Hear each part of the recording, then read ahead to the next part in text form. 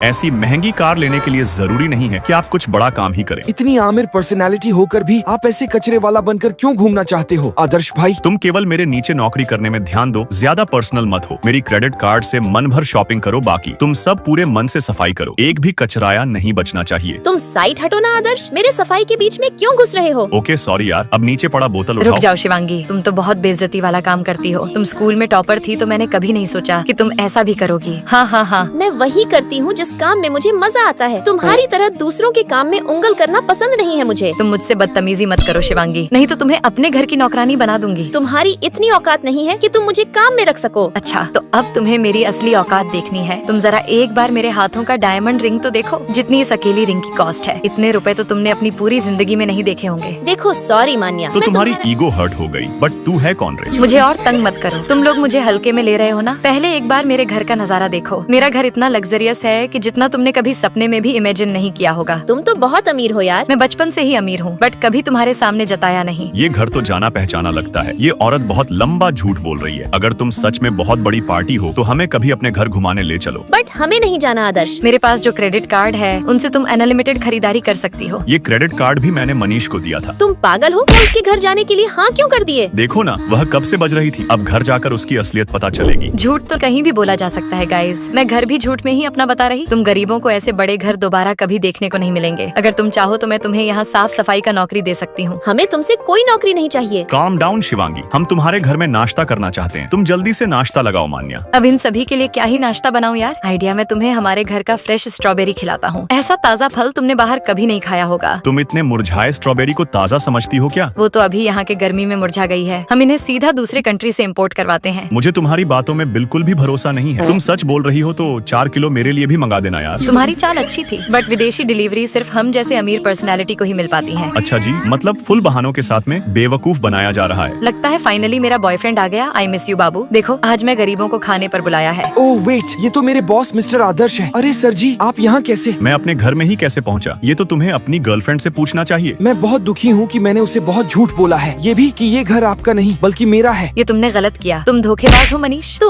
अब मुझे समझ आया कि तुम अचानक से इतने अमीर कैसे दिख रही थी। तुम झूठी हो मान्या। अब तुम भी क्रेडिट कार्ड भी अपने पास रखो। मैं जा रही। रुको मान्या, थोड़ा मेरे घर का स्ट्रॉबेरी तो खाते जाओ। बकवास मत करो, मैं तुम्हें तुम्हारे स्ट्रॉबेरी का पैसा देकर जाऊंगी। तुम गुस्सा मत हो, तुम्हारी गलती नहीं है मान्या। हम तुम्हें देखते ही समझ गए थे कि तुम गरीब हो। प्लीज मुझे माफ कर दो शिवांगी, मैंने मेरी फेक अमीरी दिखाई थी। जरा कान पास लाओ बेबी, तुम बहुत बड़ी फ्रॉड हो। तुमने हमारा ही घर हमें दिखाया, फिर इसके बाद मैं अपनी माँ के पास गई। उन्हें आदर्श से मिलाना था। बट हम दोनों तो पहले से मिल चुके हैं। तो बताओ आदर्श, क्लास 1 से लेकर क्लास 6 तक तुमने मेरे दिमाग खाया। तुम्हारा मन नहीं भरा जो अब तुमने मेरी बेटी पर भी नजर डाल दिया। मम्मी, आप आदर्श को इतना प्रीजज क्यों कर रही हो? ये आज की डेट में बहुत समझदार बच्चा है। आर यू कॉमेडी में? इसने तुम्हें भी वही झूठी सैड स्टोरी सुनाकर इम्प्रेस किया है क्या? मैंने अब झूठ बोलना बंद कर दिया है आंटी। देखो, हम शादी के कपड़े भी ले आए। मुझसे दूर रहो। बचपन के 6 सालों में तुमने मुझे बहुत परेशान किया है आदर्श। अब मैं वापस तुम्हें नहीं झेल सकती। तो अब क्या होने वाला है?